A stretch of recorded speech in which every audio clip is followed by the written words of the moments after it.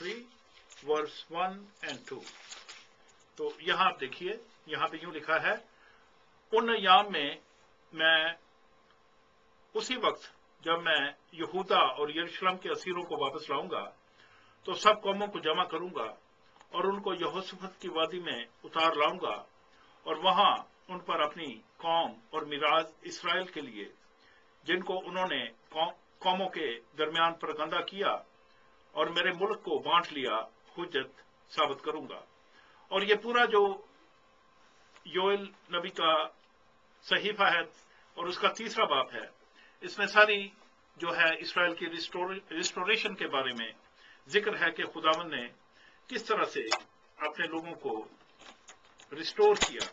اور اس کے بعد 12 اور 14 آیت میں اگر آپ دیکھیں تو اس میں بھی کافی قابل ذکر چیزیں ہیں۔ قومیں برانیختہ ہوں اور یہوشافت کی وادی میں آئیں کیونکہ میں وہاں بیٹھ کر ارد گرد کی سب قوموں کی عدالت کروں گا۔ ہنسوا لگاؤ کیونکہ کھیت پک گیا ہے، آؤ روندو کیونکہ حوض لبالب اور کولو لبریز ہیں کیونکہ ان کی شرارت عظیم ہے۔ گرو پرگردہ انفصال کی وادی میں ہے کیونکہ خداوند کا دن انفصال کی وادی میں آ پہنچا۔ تو اس پورے باب میں اس بات کا ذکر ہے کہ کس طرح سے خداوند نے اپنے لوگوں کو 1000 سال کی بادشاہت کے بعد کس طرح سے خداوند نے دنیا کی عدالت کرنی ہے اور کس طرح سے اس نے بھیڑوں اور بکریوں کو الگ کرنا ہے۔ اور متی 25 باب 31 اور 46 آیت میں بھی اس کا ذکر ہے۔ تو جب ہم دیکھتے ہیں 30 آیت تو اس میں 3 قسم کے لوگوں کا ذکر ہے۔ اس میں there are 3 classes of people جس میں ان کا ذکر ہے۔ 25 باب اور اس کی 32 آیت جب ہم دیکھتے ہیں، متی 25 باب اور اس کی 32 آیت جب ہم دیکھتے ہیں تو اس میں 3 قسم کے لوگوں کا ذکر ہے۔ نمبر 1 شیپ، بھیڑیں، نمبر 2 گوٹس جن کو بکریاں کہا گیا ہے، اور تیسرا کرائسٹ برادرن، خداوند کے جو بھائی ہیں، جو بنی اسرائیل کے لوگ ہیں یا جن کو ہم یہودی بھی کہتے ہیں، پرانے زمانے میں ان کو عبرانی لوگ بھی کہا جاتا تھا، تو اس کا بھی ذکر ہے۔ اور یہاں پہ لکھا ہے کہ خداوند سب کو الگ الگ کرے گا۔ پہلی 2 قومیں جن کی عدالت ہوگی وہ غیر قومیں ہیں جو ٹریبولیشن کے دور میں زمین پر رہ رہی ہوں گی۔ تیسری قوم خداوند کے وہ بھائی یہودی بھائی ہوں گے جو اس کا انکار نہیں کریں گے بلکہ پروسیکیوشن جو کہ دن بدن بڑھ رہی ہوگی اس کے درمیان بھی وفادار رہیں گے۔ تو one has to be very careful کہ ہم ان چیزوں کو مکس نہ کریں، بلکہ چرچ اور جینٹائلز اور جو خداوند کے لوگ ہیں، جو بنی اسرائیل ہے، ان کے لیے خداوند کے جو الگ الگ پروگرام ہیں ان پر نظر رکھیں۔ اس کے بعد جب ہم متی 25 باب اس کی 33 سے 40 آیت تک دیکھتے ہیں تو یہاں پہ اس بات کا ذکر ہے کہ بھیڑیں دائیں ہاتھ پر اور بکریاں بائیں ہاتھ پر۔ بھیڑیں وہ ہیں جنہوں نے مصیبتوں کے دور میں اس کے بھائیوں کے ساتھ اچھا سلوک کیا، تو خداوند انہیں یہ پھل دے رہا ہے کہ سب انہوں نے اس کے ساتھ کیا، حالانکہ وہ ابھی زمین پر حکومت نہیں کرنے آیا، لیکن اس کی غیر موجودگی میں بھی خداوند جو ہے اس بات کو قدر کی نگاہ سے دیکھتا ہے کہ انہوں نے مصیبتوں کے دور میں جبکہ ہر طرف سے ان کے ساتھ نفرت کی جا رہی تھی، اس نے ان کو سنبھالا اور ان کی مدد کی۔ Whatever is done to one of his disciples is rewarded as being done to himself۔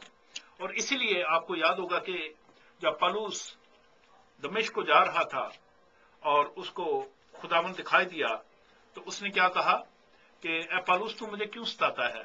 اس نے کہا خداوند تو کون ہے؟ تو پھر خداوند نے اس کو بتایا کہ جب تو کلیسیا کو ستاتا ہے، جب تو خداوند کے لوگوں کو ستاتا ہے تو مجھے ستاتا ہے۔ تو when any one of us suffers our Lord he suffers with us۔